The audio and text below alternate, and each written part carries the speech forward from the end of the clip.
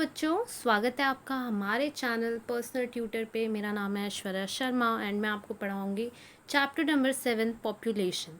ये है इस चैप्टर का लेक्चर नंबर 2। तो चलिए स्टार्ट करते हैं हमारा lecture number 2। We have to start from occupational structure of the population.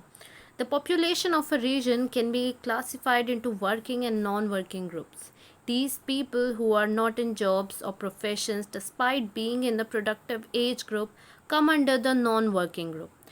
This non-working group is dependent on the working group.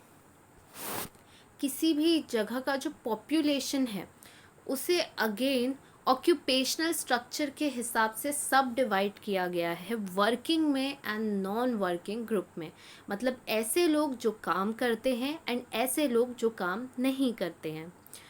अब ऐसे लोग जिनके पास कोई भी काम नहीं है, जो कोई भी प्रोफेशन में नहीं है, चाहे वो प्रोडक्टिव एज ग्रुप के क्यों ना हो, लेकिन उन्हें नॉन वर्किंग ग्रुप का पार्ट माना जाता है। मतलब भले ही वो 18 साल के, 20 साल के, 21 साल के क्यों ना हो, वो 40 साल के क्यों ना हो, उन्हें नॉन वर्किंग ग्रुप ही माना जाएगा अगर वो कोई भी जॉब नहीं करते। और ये जो नॉन वर्किंग ग्रुप है ये कम्प्लीटली वर्किंग ग्रुप पे डिपेंडेंट होता है। जैसे हाउस वाइफ्स होती हैं, मम्मियाँ घर का काम करती हैं, कोई जॉब नहीं करती, तो वो कम्प्लीटली फादर पे डिपेंडेंट होती हैं।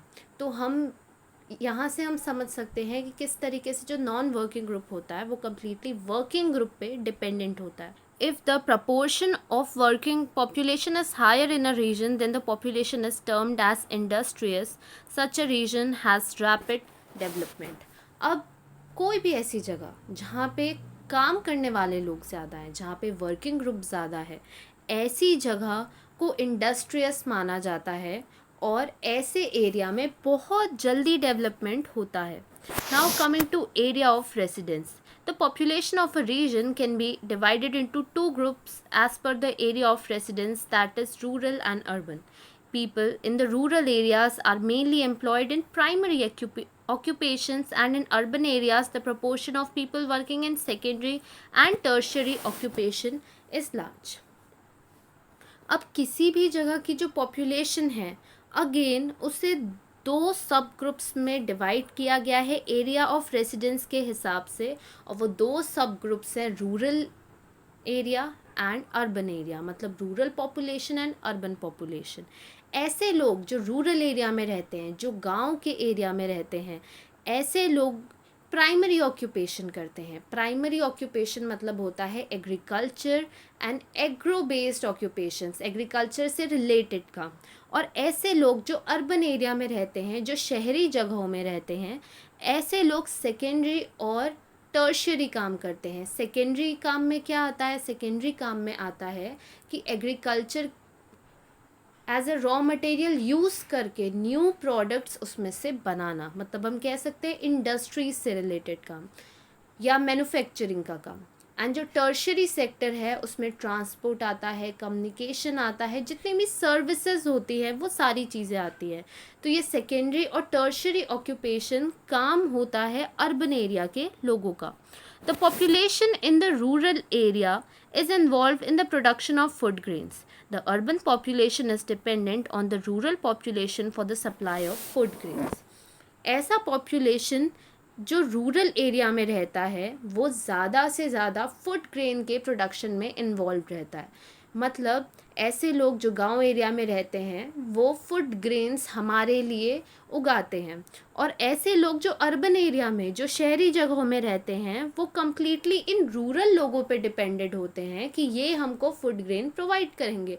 मतलब हमारा रोज़ का खाना जो हमें मिलता है वो कैसे मिलता है? रूरल एरिया के लोग हमें वो देते हैं ग्रो करके एंड हम उन्हें खरीदते हैं। Now coming to literacy. In society, some people are literate and other illiterate. In our country, a person who can read and write is termed as literate. This definition can vary from one country to another. The percentage of literacy throws light on the quality of the population. हमारी society में again जो population है उसे दो sub groups में divide किया गया है लिटरेसी के हिसाब से। ऐसे लोग जो लिटरेट हैं, जो पढ़े लिखे हैं, एंड ऐसे लोग जो इलिटरेट हैं, जो पढ़े लिखे नहीं हैं। हमारे कंट्री में ऐसे लोग जो पढ़ते हैं लिखते हैं उन्हें लिटरेट माना जाता है, और उसके अपोजिट इलिटरेट माना जाता है। हर कंट्री में ये लिटरेसी या इलिटरेसी का जो रेट होता है वो बहुत अलग होता है, और किसी भी जगह के लोग कितने लिटरेट हैं इस चीज़ से ये पता चलता है कि वो लोगों की क्वालिटी कैसी है, उस पॉपुलेशन की क्वालिटी कैसी है। सपोज़ किसी जगह में बहुत ज़्यादा लिटरेट लोग होंगे तो हम समझ सकते हैं जो आदमी पढ़ा लिखा होगा वो हमारी जो सोसाइटी है उसके लिए एसेट का काम करेगा। वो जॉब करेगा, अच्छा कमाएगा, अच्छे वैल्यूज़ होंगे उसके अंदर, हमारी गवर्नमेंट को सपोर्ट करेगा, वोट करने जाएगा, एक अच्छी सोसाइटी होगी। लेकिन ऐसे लोग जो इलिटरेट होंगे वहाँ पे हर चीज़ ख़राब होगी, और ऐसी जगह में डेवलपमेंट भी नहीं होगा। People above the age of 7 can be classified into literates and illiterates. Literacy is an indicator of the social and economic development of a society.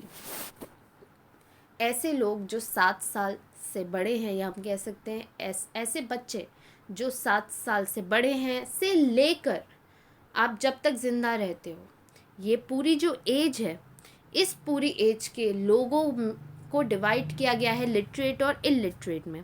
अब जो लिटरेसी है वो इंडिकेटर है कि किसी भी जगह में सोशल डेवलपमेंट कितना होगा और इकोनॉमिक डेवलपमेंट कितना होगा।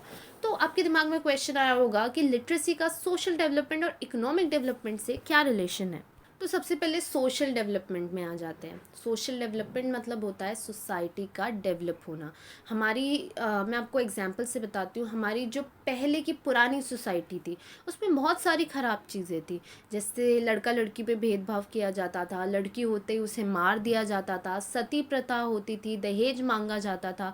लेकिन धीरे धीरे हमारी सोसाइटी जैसे जैसे लिटरेट होने लगी, जैसे जैसे लोग एजुकेटेड होने लगे, लोगों को अपने राइट्स पता चलने लगे, लोगों को ये पता चलने लगा कि हमारे क्या क्या अधिकार हैं और हमें क्या चीज़ें मिलनी चाहिए, क्या चीज़ें नहीं मिलनी चाहिए। जैसे मैं एग्जांपल में आपको समझा सकती हूँ कि सालों से ये चलता आ रहा था कि घर का जो बेटा है उससे अपने पापा की प्रॉपर्टी में पार्ट मिलेगा, लेकिन बेटी को नहीं मिलेगा। लेकिन जब लड़कियां पढ़ने लगी तो उन्हें धीरे धीरे समझ आने लगा कि हमारा भी तो अधिकार है इसमें, हम भी तो राइट रखते हैं कि हमें भी उस प्रॉपर्टी में कुछ मिले। और इसीलिए लड़कियों ने आवाज़ उठाई, और फिर नेक्स्ट लॉ आया जहाँ लड़कियों को भी अपने फादर की प्रॉपर्टी में पार्ट मिलने लगा। तो यही होता है, जब कोई भी सोसाइटी एजुकेटेड होती है, लिटरेट होती है, तो सोशली डेवलप करती है। एंड नेक्स्ट जो इकोनॉमिक डेवलपमेंट की बात की है, इकोनॉमिक डेवलपमेंट तो बहुत क्लियर है। जो भी लोग अच्छे से पढ़े लिखे होंगे वो अच्छे जॉब करेंगे, वो बहुत ही प्रोडक्टिव काम करेंगे, जिससे इकोनॉमिकली जगह डेवलप होगी, वो ज़्यादा कमाएंगे, ज़्यादा पैसा आएगा और इकोनॉमिकली कंट्री डेवलप होगी। If the percentage of literacy is higher then the country develops socially and economically. Literacy leads to development of a cultured and progressive society. तो जैसे कि मैंने आपको बताया, ज़्यादा पढ़े लिखे होंगे तो सोशली वो जगह अच्छे से डेवलप करेगी, इकोनॉमिकली करेगी, और लिटरेसी के कारण भी एक अच्छी कल्चर्ड और प्रोग्रेसिव सोसाइटी बनती है और डेवलप होती है। नेक्स्ट हम आते हैं माइग्रेशन पे। The movement of an individual or a group from one place to another is termed as migration. This could be for a short period, long period, or permanently. Marriage, education, business, transfer, tourism, natural calamities, wars, etc. are the reason why people migrate. अब migration मतलब क्या होता है? किसी भी एक individual का या किसी भी ग्रुप का एक जगह से दूसरी जगह जाना। मैंने आपको इन माइग्रेशन आउट माइग्रेशन भी समझाया था कि जब भी बाहर से लोग किसी जगह में रहने आते हैं तो इन माइग्रेशन होता है, और उस जगह से बाहर जाते हैं आउट माइग्रेशन होता है। माइग्रेशन इज मेनली यही होता है कि एक जगह छोड़कर दूसरी जगह जा रहे हैं, उसके लिए कोई भी रीज़न हो सकता है। अब ये जो माइग्रेशन होता है ये छोटे समय शॉर्ट पीरियड के लिए भी हो सकता है, लॉन्ग पीरियड के लिए भी हो सकता है, और हमेशा के लिए भी हो सकता है। अब लोग क्यों माइग्रेट करते हैं? शादी हो गई, स्कूल्स के लिए, कॉलेजेस के लिए करते हैं, नया बिज़नेस चालू करने के लिए शहर में जाते हैं, कोई गवर्नमेंट जॉब में उसका ट्रांसफ़र हो गया, टूरिज़्म के लिए जाते हैं। अब आप जिस जगह में रह रहे हो वहाँ पे अर्थक्वेक आ गया, बाढ़ आ गई, तो आपको जगह चेंज करनी पड़ रही है। तो ये सारे रीजंस होते हैं जिस कारण से लोग माइग्रेट करते हैं। There are many kinds of migration. Regions from where people migrate show a fall in population. Such regions experience a shortage of manpower. On the other hand, the areas to which they migrate shows an increase in population and a strain on the public amenities and facilities. Due to migration, the composition of the population also changes. अब जो migration है उसके भी बहुत types होते हैं। जिस भी जगह से ग्रुप ऑफ पीपल माइग्रेट करते हैं उस जगह का जो पॉपुलेशन है वो कम होने लग जाता है और वहाँ पे मैन पावर कम हो जाता है। मतलब जो काम करने वाले लोग हैं वो कम हो जाते हैं, क्योंकि ऑब्वियसली काम करने वाले लोग तो दूसरी जगह माइग्रेट कर लिया उन लोगों ने। और दूसरी तरफ ऐसी जगह जहाँ पे ये ग्रुप ऑफ पीपल माइग्रेट करते हैं, जहाँ पे जाकर रहते हैं, वहाँ पे पॉपुलेशन धीरे धीरे बढ़ जाती है और फिर वहाँ पे फैसिलिटीज़ की कमी होने लग जाती है, एमिनिटीज़ की कमी होने लग जाती है अगर वो जगह को प्रॉपरली संभाला नहीं गया तो। और माइग्रेशन के कारण जो कंपोजिशन होता है पॉपुलेशन का वो भी चेंज होता है। Migration is an important factor affecting the distribution of population. Due to migration, there is redistribution of the population of a region. The structure of population also undergoes a change. Migration एक बहुत ही important factor है जो distribution of population को effect करता है। मतलब किसी भी जगह की पॉपुलेशन इंक्रीज़ हो रही है, डिक्रीज़ हो रही है, इसके लिए माइग्रेशन भी रिस्पॉन्सिबल होता है। अब किसी भी जगह के पॉपुलेशन के स्ट्रक्चर में चेंज हो रहा है तो वो भी माइग्रेशन के कारण हो सकता है। The above table has given the percentage of migrant population of some selected countries. In the countries where the percentage of migrant population is more, job opportunities good, business prospect, the availability of natural resources and economic development are the main causes। तो ऊपर आपको chart दिया हुआ है, हम उस पर जाते हैं और यहाँ पे आपको सेलेक्टेड कंट्रीज़ दी हुई है और ये बताया गया है कि कितने लोग यहाँ पे माइग्रेट करके आए हैं। तो हम सबसे पहले देखते हैं कि कहाँ सबसे ज़्यादा लोगों ने माइग्रेट किया है। तो कुवैत में किया है सबसे ज़्यादा, सेकेंड हांगकांग में किया है, इज़राइल में किया है। तो इतने लोग, मतलब इतने सारे माइग्रेंट्स इस कंट्री में जाकर रहने लगे। अब किसी भी जगह में, किसी भी कंट्री में लोग माइग्रेट क्यों करते हैं, क्या रीज़न होता है कि लोग जाकर उस कंट्री में रहना चाहते हैं? तो सबसे पहला होता है जॉब अपॉर्चुनिटीज़। ज़्यादा से ज़्यादा नौकरियां जिन कंट्रीज़ में मिलती हैं, लोग वहाँ जाके रहना चाहते हैं। अच्छा बिजनेस अपॉर्चुनिटी है तो लोग वहाँ जाके रहना चाहते हैं। ज़्यादा नेचुरल रिसोर्सेज हैं तो लोग जाके रहना चाहते हैं। और इकोनॉमिक डेवलपमेंट है। इकोनॉमिक डेवलपमेंट इसलिए रिस्पॉन्सिबल होता है क्योंकि ऐसी जगह जो इकोनॉमिकली बहुत ज़्यादा डेवलप है, ऐसी जगह में सैलरी अच्छी होगी। ऐसी जगह में सैलरी अच्छी होगी तो आपका लिविंग स्टैंडर्ड चेंज हो जाएगा। आप खुद सोचो, आप एक गांव में रह रहे हो जहाँ पे आप जितनी भी मेहनत कर लो, आप महीने का 2,000 रुपये 3,000 रुपये कमा पाते हो। लेकिन आप शहर चले गए और शहर पे आपने सेम काम किया जिसके आपको 20,000 रुपये 25,000 रुपये मिलते हैं, तो आपकी लाइफस्टाइल कितनी चेंज हो जाएगी। तो इसीलिए इकोनॉमिक डेवलपमेंट भी एक बहुत ही बड़ा फैक्टर होता है जो रिस्पॉन्सिबल होता है माइग्रेशन के लिए। On the other hand, political and social factors, economic backwardness, etc. are some of the reasons accounting for a low percentage of this population. Even though the percentage of this population is low in India when compared to the total population, the actual figure are large. अब क्या reasons होते हैं जिसके कारण किसी जगह का भी पॉपुलेशन कम हो जाता है? तो सोशल फैक्टर्स होते हैं। अब ऐसी जगह है जहाँ पे 100 तरह की प्रथाएं चलती आ रही हैं, 100 तरह के कस्टम्स हैं जो ख़राब हैं। एंड वो जगह इकोनॉमिकली भी बैकवर्ड है, पैसा भी नहीं है उस जगह पे। तो लोग क्या क्या करेंगे, लोग उस जगह को छोड़ के दूसरी जगह चले जाएंगे और उस जगह का पॉपुलेशन कम हो जाएगा। इंडिया के साथ यही सीन है। इंडिया से लोग बहुत ज़्यादा माइग्रेट करते हैं क्योंकि इंडिया में कुछ जगहें तो बहुत ज़्यादा डेवलप हो चुकी हैं, लेकिन कुछ जगहें बहुत ज़्यादा ही बैकवर्ड है, एंड इसीलिए लोग ये प्रेफर करते हैं कि हम यहाँ से माइग्रेट कर लें। लेकिन इंडिया के साथ क्या है कि इंडिया में लोग माइग्रेट भी करते हैं, फिर भी इंडिया में जो पॉपुलेशन है वो अगर ऑल ओवर देखी जाए, पूरे देश की देखी जाए, तो वो बहुत ज़्यादा है। एक चीज़ और जो मे बी आपके चैप्टर से रिलेटेड नहीं होगी, लेकिन मैं आपको समझाना चाहती हूँ। हमने माइग्रेशन के बारे में पढ़ा, माइग्रेशन बहुत ज़्यादा ही बेनिफिशियल होता है, ये भी जाना। लेकिन माइग्रेशन हर किसी के लिए माइग्रेट करना या किसी के लिए भी माइग्रेशन करना इजी नहीं होता। सबसे ज़्यादा हम जो गांव के लोगों की बात कर रहे हैं, गांव में सपोज़ मैं आपको एक एग्जांपल देना चाहती हूँ। एक फैमिली है एंड उस पे जो मेल मेंबर है वो माइग्रेट कर रहा है एम्प्लॉयमेंट अपॉर्चुनिटीज़ के लिए, तो वो शायद अपनी फैमिली वहाँ छोड़कर जाएगा। तो ये बहुत ही प्रॉब्लमैटिक होता है लोगों के लिए। आप जहाँ पे बचपन से रह रहे हो उस जगह को छोड़कर किसी नई जगह में जाना, वहाँ पे सेटल होना, वहाँ के लोग आपको एक्सेप्ट करेंगे कि नहीं, वहाँ की जो लाइफस्टाइल है आप उसमें मिक्स हो पाओगे कि नहीं, आप वहाँ रह पाओगे कि नहीं, तो ये बहुत ज़्यादा प्रॉब्लमैटिक होता है। माइग्रेशन लोग करते हैं, बहुत करते हैं, बट उतनी ज़्यादा प्रॉब्लम भी लोगों को होती है। Now coming to geographical explanation, population a resource. Population as a resource is important for the economic, social and cultural development of any country. Rather than population number, it is the quality of population which is important. देखो, दो चीज़ें होती है।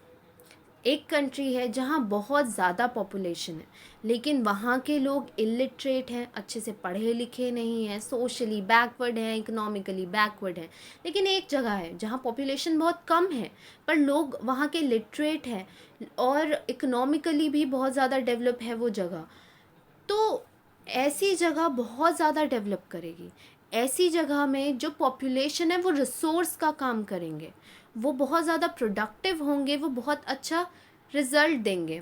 तो इसीलिए population एक resource होता है जिसके कारण इकोनॉमिक, सोशल, कल्चरल डेवलपमेंट होता है किसी भी कंट्री का। लेकिन जहाँ भी हम पॉपुलेशन को बात करते हैं एज अ रिसोर्स, वहाँ पे हम नंबर की बात नहीं करते हैं, वहाँ पे हम ये बात नहीं करते हैं कि कितने लोग हैं, कितनी पॉपुलेशन है। वहाँ पे हम बात करते हैं क्वालिटी ऑफ पॉपुलेशन की। जिस जगह के पॉपुलेशन की क्वालिटी अच्छी होगी उस जगह पे ज़्यादा से ज़्यादा डेवलपमेंट होगा, एंड जिस जगह की पॉपुलेशन की क्वालिटी अच्छी नहीं होगी वहाँ पे जितनी भी ज़्यादा पॉपुलेशन क्यों ना हो डेवलपमेंट नहीं होगा।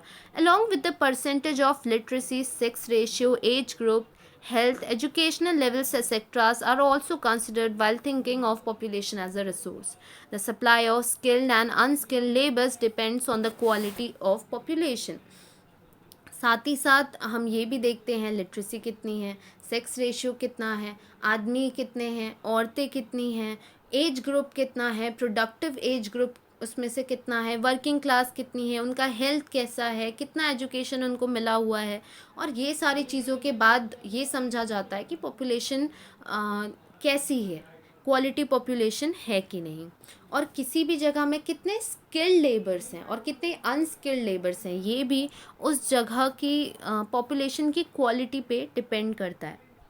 In the earlier exercise on page 42, you noticed that there was an increase in population in towns A, B.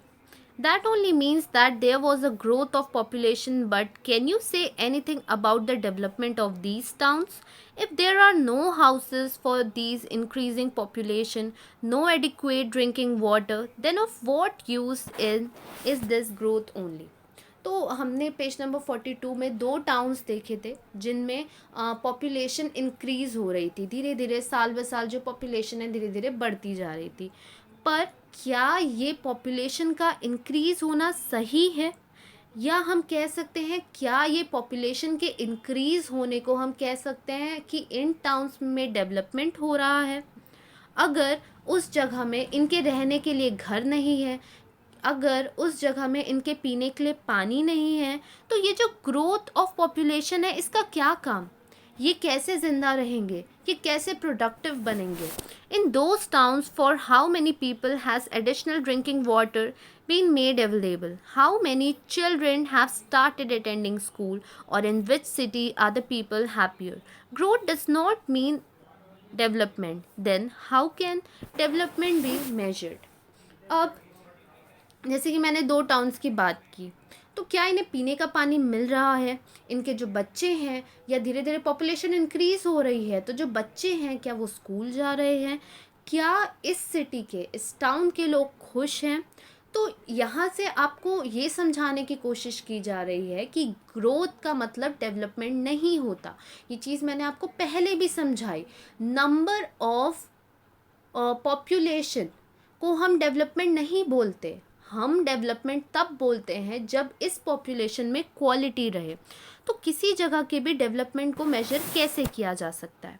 For many decades only a countries gross national product was using for measuring development. It was assumed that the greater the economic prosperity, the more the development of a country. But this does not mean that the people are happy with the quality of life in that country. In reality, development is related to quality of life, the opportunities available there and freedom.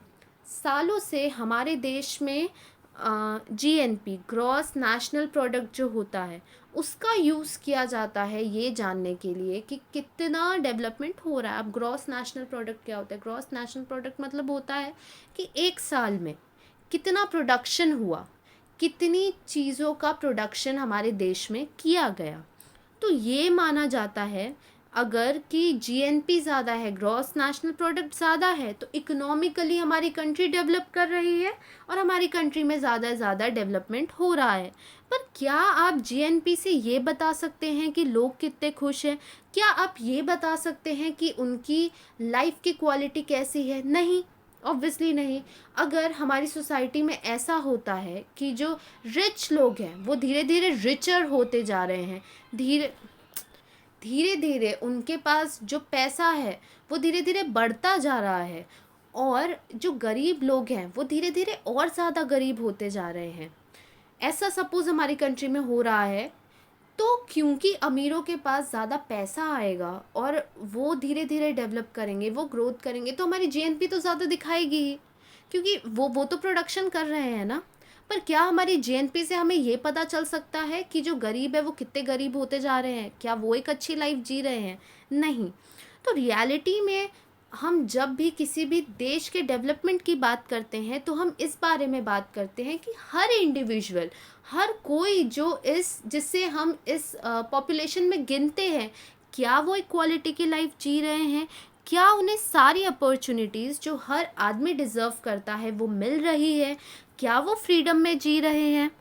In the decade of 1980 to 1990, Mahabub UI Haq and Amartya Sen put forth the concept of Human Development Index.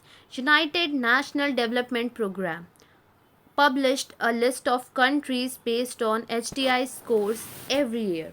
अब 1980 से 1990 में महबूब UI हक और अमर्त्य सेन, ये दो लोगों ने human development index का जो कॉन्सेप्ट था वो सामने रखा, और यूनाइटेड नेशनल डेवलपमेंट प्रोग्राम जो थी उन्होंने ये चीज़ चालू कर दी कि हर साल वो हर कंट्री का HDI ह्यूमन डेवलपमेंट इंडेक्स सामने रखते हैं और बताते हैं कि कंट्री कितना डेवलप कर रही है। अब सबसे पहले मैं आपको समझाती हूँ ह्यूमन डेवलपमेंट इंडेक्स होता क्या है, फिर आपको ये चीज़ समझ आ जाएगी। ह्यूमन डेवलपमेंट इंडेक्स, जैसे कि आपको नाम से समझ में आ रहा होगा, इसमें ये देखा जाता है कि एक आदमी का कितना डेवलपमेंट हो रहा है। यहाँ पे हर इंडिविजुअल की बात की जाती है। यहाँ पे मेनली 3 चीज़ें होती है जो देखी जाती है। सबसे पहली होती है लाइफ एक्सपेक्टेंसी, कि एक आदमी कितना जिएगा या एवरेज बेसिस से कौन कितना जी रहा है। लाइफ एक्सपेक्टेंसी, शायद इस पे पूरा नहीं लिखा पाए। ओके, नेक्स्ट होता है एजुकेशन। नेक्स्ट होता है एजुकेशन, कि हर इंडिविजुअल को कितनी एजुकेशन मिल रही है, कितने लोग लिटरेट रह रहे हैं, इलिटरेट रह रहे हैं, लेवल क्या है एजुकेशन का, कहाँ तक लोग पढ़ रहे हैं, कितना पढ़ रहे हैं। एंड थर्ड होता है per capita income. Per capita income का मतलब होता है कि हर आदमी ने कितना कमाया, हर एक आदमी ने कितना कमाया, कितनी सैलरी है, कितने लोग अच्छा कमा रहे हैं, कितने लोग कम कमा रहे हैं, कितने लोग कमा ही नहीं रहे हैं।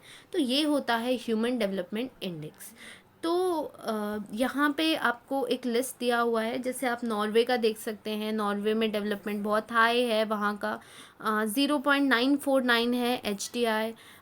इस तरीके से आपको बहुत सारी कंट्रीज़ का दिया हुआ है। तो ये लिस्ट आप देख सकते हैं। वैसे एग्ज़ाम के बेसिस से ये ज़रूरी नहीं है, जस्ट आपको एक समझाने के या जस्ट आपको एग्जाम्पल की तरह ये लिस्ट दी हुई है। Now coming to human development index. Human development index holds an important place in the study of human condition related to international economic development. Today, it is commonly accepted that only economic prosperity does not mean development. This is not just the expectation of individuals but also of a region or a country. तो human development index जो है ये एक important place hold करता है किस चीज़ में, इस चीज़ में जहाँ पे ह्यूमन की कंडीशन को समझा जा रहा है, इसलिए समझा जा रहा है ताकि देखा जाए कि इंटरनेशनल इकोनॉमिक डेवलपमेंट हो रहा है कि नहीं। आज के समय ये माना जाता है कि इकोनॉमिक प्रॉस्पेरिटी डेवलपमेंट नहीं होता। कोई भी जगह अगर इकोनॉमिकली बहुत ज़्यादा डेवलप कर रही है, इसका मतलब ये नहीं है कि उस देश का हर आदमी डेवलप कर रहा है। और ये नहीं माना जा सकता कि इकोनॉमिक डेवलपमेंट से हर आदमी की डेवलपमेंट को एक्सपेक्ट किया जाए। The Human Development Index is used as a yardstick to measure regional development. While computing this index, three main parameters have been considered. अब जो ये ह्यूमन डेवलपमेंट इंडेक्स है, इसे यूज़ किया जाता है और ये देखा जाता है कि हर आदमी का कितना डेवलपमेंट हो रहा है। और इस इंडेक्स में तीन मेन चीज़ें देखी जाती है। इकोनॉमिक पैरामीटर जो मैंने आपको बताया, per capita income, standard of living, मतलब हर आदमी कितना कमा रहा है उस हिसाब से उसके रहने सहने का स्टैंडर्ड कैसा है। हेल्थ पैरामीटर मैंने आपको बताया, लाइफ एक्सपेक्टेंसी कि हर आदमी कितना जी रहा है। And education parameter, education parameter मतलब होता है कि कितना स्कूल उसने पढ़ा, कितने लेवल तक पढ़ा, कैसा पढ़ा। The values of human development index range from 0 to 1. Highly developed regions have a value close to 1, and as the level of development goes down, the value of HDI decreases. In an area with very little development, the value of index is close to 0. अब ये human development की जो value होती है ये 0 से लेके 1 तक होती है। ऐसी जगह जो बहुत ज़्यादा डेवलप है उसकी जो वैल्यू होगी वो 1 के पास होगी, और ऐसी जगह जो डेवलप नहीं है, कम डेवलप है, उसकी जो वैल्यू होगी वो 0 के पास होगी, और ऐसी जगह में HDI बहुत कम होगा।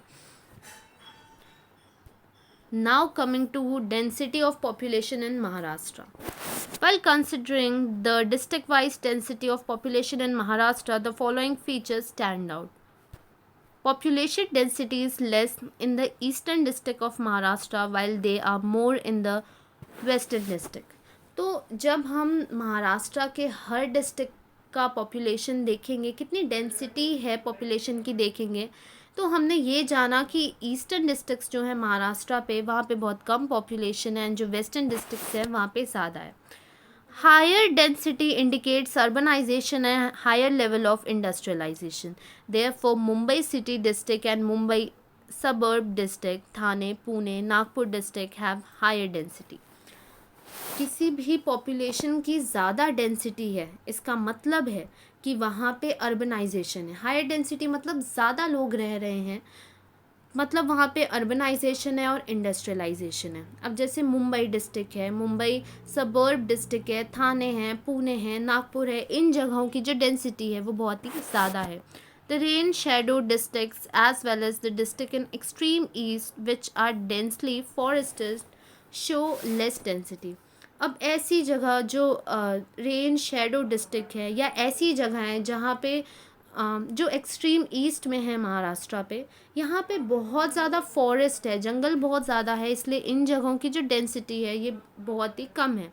यहाँ पे आपका चैप्टर ख़त्म होता है। अगर आपको कोई भी डाउट हो तो आप श्योर कमेंट सेक्शन पे पूछ सकते हैं। Thank you for watching.